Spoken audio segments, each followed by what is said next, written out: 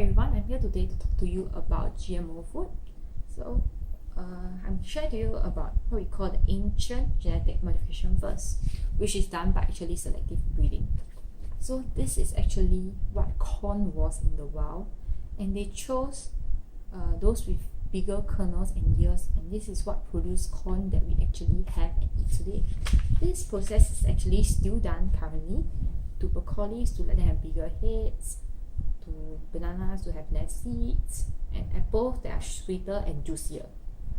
So how modern genetic modification came about was when scientists in 1973 they made this breakthrough where they, for example, this bacteria A, it has one gene that let it be antibiotic resistant, but bacteria B doesn't have this antibiotic resistant.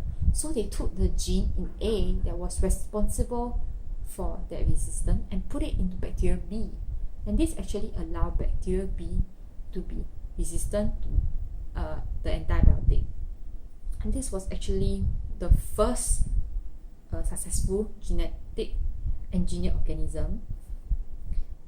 It's a bit like copy and paste function actually in our computer. So when this came about, people were worried about our own health and actually the earth ecosystem. So this, because of this, it has different scientists, lawyers and government came together to a conference in 1973, the Alisoma conference, where they had a debate on this on genetic engineered topics for actually 3 days, and they came to the conclusion that they were safe to continue, but there had to be guidelines in places, and they defined the safety rules that actually apply when people are researching genetic engineered food. And actually, because of this conference, a lot of government world bodies actually support the continuation for genetic engineered research. So some of the available products in the market are the common one. I just named a few common ones: canola, corn, soybean, and tomatoes, cotton. These are some of the few commons, just a few of them. There's actually a lot more. So I'll share with you some of the common ones. I'll share with you some that I have researched, and I'll present them to you. And there will be pros and cons of each side, because not all of them are actually the most successful. There was still some cons to them. So I'll share with you one of the cons now, which is they call Roundup crops. So Roundup is actually a pesticide that's very common in the US, and they use this to spray and get rid of weeds, but it's a double-edged sword. So when you kill the weeds, you actually kill the plant. So the company produce what they call Roundup crops, which is common actually in corn, which they did for corn and cotton. And when they use this pesticide to spray, only the weeds die, and actually the plant, the crops will survive. And this allow to have more crop yield, and thus it was very popular. But actually, there was also a bad that came with this, because in the agriculture, when they want to kill a weed, sometimes they use 2 pesticides. This will actually help the weed do not turn into spread, as they need to have 2 mutations to both pesticides to actually survive and continue reproducing. But because when they use round crops, they only use 1 pesticide, and this caused superweed to actually form. There's actually currently 20 superweeds in the world, and 14 are already found in the US. This is one of the bad things that actually came about when they introduced Roundup crops. Now I'll share you one of the good ones, which they call BT crops. BT actually stands for Bacillus thuringiensis. Bacillus thuringiensis. Okay, so this bacteria is actually toxic to a certain certain species of larvae. So when they eat the crop, they will actually die. They will actually die off, so they will not continue harming the crops. So when BT is actually common in corn and cotton, so when they were introduced, they help kill when they were like certain species of pests that were actually farmer had problem controlling. And because BT crops was introduced, this prevent the overpopulation of these pests and actually has reduced the amount of pesticide use.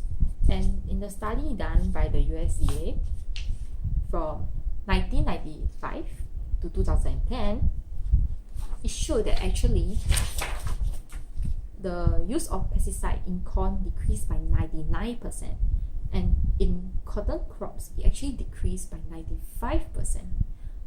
And they found evidence that because BT corn and BT cotton 5%, and this helped the broad suppression of the overpopulation of the pests, that's helping decrease the reliance on pesticide when killing these larvae. But there was also some concern when it came out. They were concerned that the crops would actually kill the larvae of the monarch butterfly, because some of them speculated that. But after researching, there was actually researching in the real life, they found out that actually it doesn't harm the monarch butterfly, it only harms the pests larvae. So it was safe, and it's now currently very common in the US that quite a lot of people adopt and use BT crops. Singapore actually support the project of GM crops, as they had set up a genetic modification advisory committee in 1999, and this actually had experts, and they came together to work together with the government to ensure that the GM food in Singapore is safe, and it helps with the development, production, use, release and handling of GMO and GM food. And currently Singapore is following the international regulation, which doesn't actually need that need companies to label on the package if is it a GM food or is derived from a GM food. And studies have actually shown that consumer actually are fine with, they believe in the safety of GM food, but they are not totally comfortable using it due to the lack of knowledge that they have about GM food. And they also felt that the government efforts on teaching the public on GM food is actually quite inadequate. And I'm sure now after I share it with you, you can decide for yourself, are you pro GM food, against GM food, or neutral against GM food? I myself am a supporter of GM food. From all these reports that I have seen and read, I don't see any bad influence on our health or the ecosystem in general that will prevent me from eating GM food in general. I see more pros than cons. There is, so I am a supporter for GM food. I don't see anything bad against them, and unless there are studies in future that actually shows that it will harm the health and our ecosystem badly, and it cannot badly, then I will need to rethink my stand in future.